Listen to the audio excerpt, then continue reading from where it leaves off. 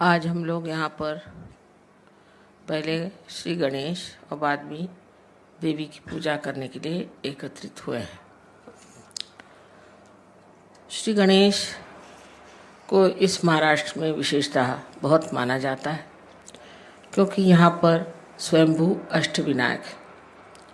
अब लोग ये भी कह सकते हैं कि गणेश नाम की कोई चीज़ नहीं थी, और ये भी कह सकते हैं कि ये स्वयंभू अष्टविनायक नहीं।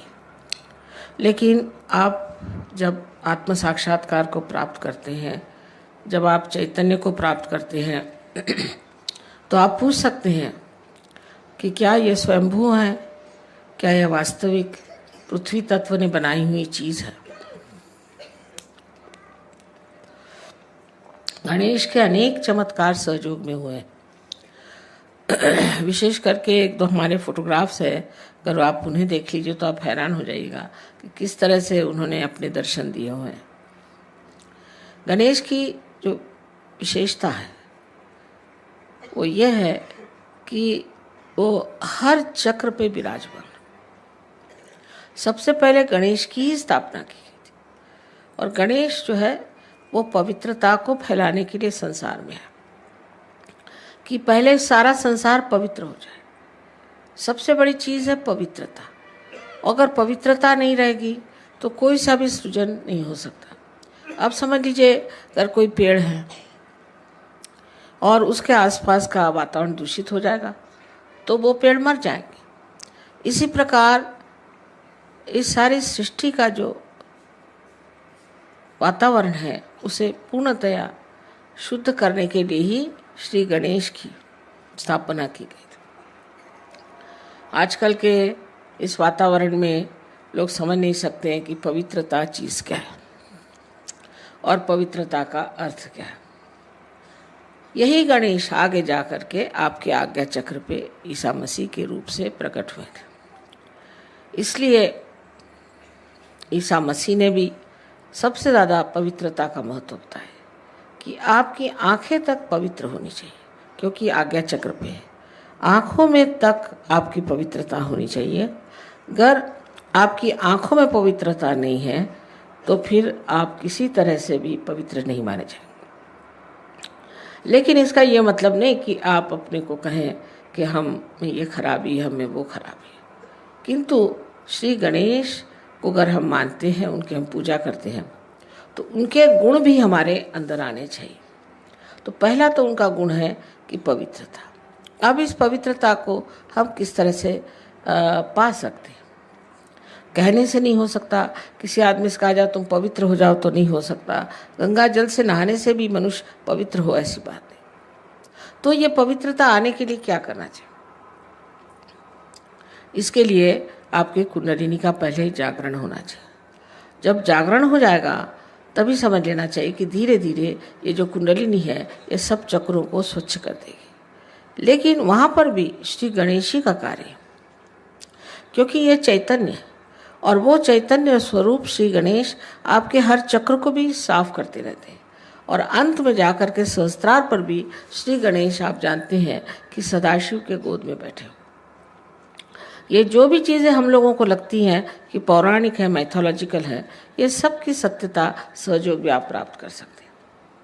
पहले आपको केवल सत्य को प्राप्त करना चाहिए, एब्सोल्यूट ट्रूथ को। उसके बाद आप कोई भी सवाल पूछें, उसका जवाब सही माने में आपके उंगलियों के ऊपर आ जाएगा। आप इसे जानेंगे कि सत्य क्या है। किसी भी चीज़ को कह देने से कि असत्य है, वो चीज़ असत्य नहीं होती। उसकी खोजबीन करनी चाहिए। बड़ी ये गहरी चीज़ें हैं, और श्री गणेश का कार्य तो अत्यंत अत्यंत गहरा है, और वो एक चिर बालक है। उनमें जो अबोधिता है, इनोसेंस है, वो एक चिर बालक है। वो बालक स्वरूप है। क्राइस्ट ने कहा है कि if you have to enter into the kingdom of God, you have to become like children. इसका मतलब बच्चों में जो निश्चल स्वभाव होता है वो हमारे अंदर आना चाहिए। लेकिन वो ज़बरदस्ती करने से या कुछ रोज़ की अभ्यास करने से नहीं जाएगा। अगर आप ज़बरदस्ती करेंगे तो आपका अहंकार बढ़ जाएगा। अगर आप ये कहेंगे कि हम बड़े पापी हैं, हमने बड़े पाप किए, हम बड़े खराब हैं, तो आपका प्रति अहंकार बढ़ जाएगा। दोनों तरह से ये गलत बात है। तो इसके लिए करना क्या चाहिए? करना ऐसा चाहिए कि अपनी कुंडलिनी का जागरण पहले कर लें। कुंडलिनी के जागरण से आप दूसरे आयाम में, दूसरे डायमेंशन में उतरते हैं। दूसरे डायमेंशन में उतरते साथ धीरे धीरे अंदर से ही ये स्वच्छता होती रहती है। ये अनादिकाल से कुंडलिनी आपके अंदर स्थित है और ये उसी समय का इंतज़ार कर रही है, उसी के लिए बैठी हुई है कि जिस वक्त आपको ऐसी व्यक्ति मिल जाए जो आपकी कुंडलिनी का जागरण कर सके, क्योंकि ये आपकी माँ है और आपकी अपनी वैयक्तिक माँ है। वो आपके बारे में सब कुछ जानती है और जिस प्रकार आपकी माँ ने आपको जन्म देते वक्त सब तकलीफ़ें खुद उठाई, वो कुंडलिनी ही सारी तकलीफ़ें उठा देती है और आप इस आत्म साक्षात्कार को प्राप्त होते हैं। इस आत्म साक्षात्कार को प्राप्त होने के बाद आपको सिर्फ इतना करना है कि अपने इस योग को जो आपका अब परम चैतन्य के साथ हुआ है उसके साथ एकाकारिता स्थापित करनी। चारों तरफ हम लोग देखते हैं, फूल देखिए कितने सुंदर है, सृष्टि कितनी सुंदर है, पर हम कभी सोचते भी नहीं कि ये कैसी बनी, इसको कौन बनाता है। एक फूल के पौधे एक ही ऊंचाई तक बढ़ते हैं, कोई पेड़ एक ही ऊंचाई तक बढ़ते हैं, ये सारा कौन करता है? इसे आपको पातंजल में अगर आप देखे जाए तो लिखा हुआ है कि ऋतंभरा प्रज्ञा, इसका नाम उन्होंने ऋतंभरा प्रज्ञा कहा। लेकिन यही ब्रह्म चैतन्य है, यह परम चैतन्य है जो चारों तरफ फैला हुआ है और जिसके लिए आदि शंकराचार्य ने बताया हुआ है कि सलीलम सलीलम, ठंडी ठंडी हवा इसकी लहरें आती। बाइबल में भी इसको cool bridge of the Holi ghost कहा गया। इस प्रकार की कुंडलिनी हमारे अंदर है और वो बिल्कुल व्यवस्थित रूप से इसी के इंतज़ार में है कि कब आपका पुनर्जन्म है। अभी तक अमीबा से इस स्थिति में हम आ गए कि इंसान बन गए, लेकिन इससे कोई ना कोई ऊंच स्थिति ज़रूर होनी चाहिए। अगर हम सत्य को प्राप्त किए होते तो आज कल के जो झगड़े हैं ये न रहते। हम सब एक मन से, एक विचार से, एक सत्य के साथ जीते। लेकिन ये जो झगड़े हो रहे हैं इसकी वजह यही है कि हम लोगों ने अभी तक उस केवल सत्य को प्राप्त नहीं किया, और जब तक हम उस सत्य को प्राप्त नहीं करेंगे तब तक उत्क्रांति माने इस एवोल्यूशन की जो चरम सीमा है उसे हमने प्राप्त नहीं किया।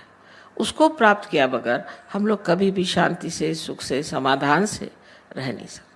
संसार के जितने भी प्रश्न हैं अधिकतर मनुष्य ने ही खड़े किए हैं। इस मनुष्य के परिवर्तन के लिए श्री गणेश का बहुत कार्य है, बड़ी मेहनत करते हैं।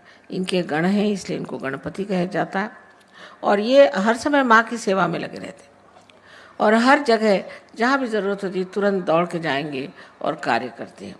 अब ये सब चीज़ें ऐसी लगती हैं जैसे कोई स्वर्गीय चीज़ें हैं और इसका मनुष्य से कोई संबंध नहीं, लेकिन इसी दुनिया में हम लोग उस स्वर को स्थापित कर सकते हैं जिसकी महिमा शास्त्रों ने गाई हुई है। कोई कठिन बात नहीं है और इसके लिए सिर्फ हमें सज्ज होना चाहिए, मन में शुद्ध इच्छा रखनी चाहिए कि हम इसे प्राप्त करें। ये कोई झूठी बातें नहीं है, ये कोई ऐसी बातें नहीं है कि जिससे किसी को भुलावा डाला जाए, किंतु ये बात सत्य है और इससे हमें प्राप्त करना चाहिए। हम श्री गणेश को नमस्कार करते हैं लेकिन ये नहीं सोचते कि श्री गणेश क्या है, हमारे अंदर कहाँ स्थित हैं, क्या क्या कार्य करते हैं और इनसे हमें क्या क्या प्राप्त करना। दूसरी चीज़ इनसे प्राप्त करना है वो है सुबुद्धि, जिसे विजडम कहते हैं। श्री गणेश में इतनी सुबुद्धि और इतना प्रेम है कि वो जानते हैं कि आप लोग गलती कर रहे हैं, वो जानते हैं कि आप में कुछ दोष है, लेकिन छोटे बच्चे जैसे क्षमा कर देते हैं हर एक चीज़ को। उनको मालूम नहीं किसी से नाराज़ होना, इसी प्रकार वो आपको बहुत क्षमा करते हैं, किसी हद तक काफ़ी क्षमा कर देते हैं, पर जब आप हद से गुजर जाते हैं तब फिर ज़रूर वो नाराज़ हो जाते हैं। तो उनको सिर्फ मानना, मंदिरों में जाना और उन पे पैसे चढ़ाना उनको पैसे ऐसे को समझ में नहीं आते। को घर को चढ़ाना है तो अपने हृदय को चढ़ाना होगा और उस गणेश को अपने हृदय में बिसाना होगा। जब तक वो हमारे हृदय में नहीं आएंगे, हमारा जीवन पवित्र नहीं होगा और उस पवित्रता के कारण जो हमें आशीर्वाद मिलने हैं वो नहीं मिलेंगे। इसके अलावा उनमें ये भी शक्ति है कि वो दुष्टों का संहार कर सकते हैं। अगर कोई आपको तंग करे, तकलीफ दे, तो वो आपके आसपास लगे रहते हैं।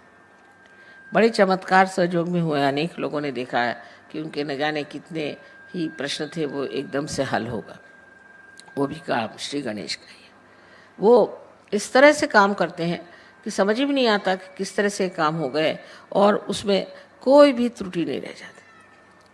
इतने बड़े श्री गणेश अगर हमारे साथ है तो फिर हमें डरने की कौन सी बात है, फिर हमें घबराने की कौन सी बात है।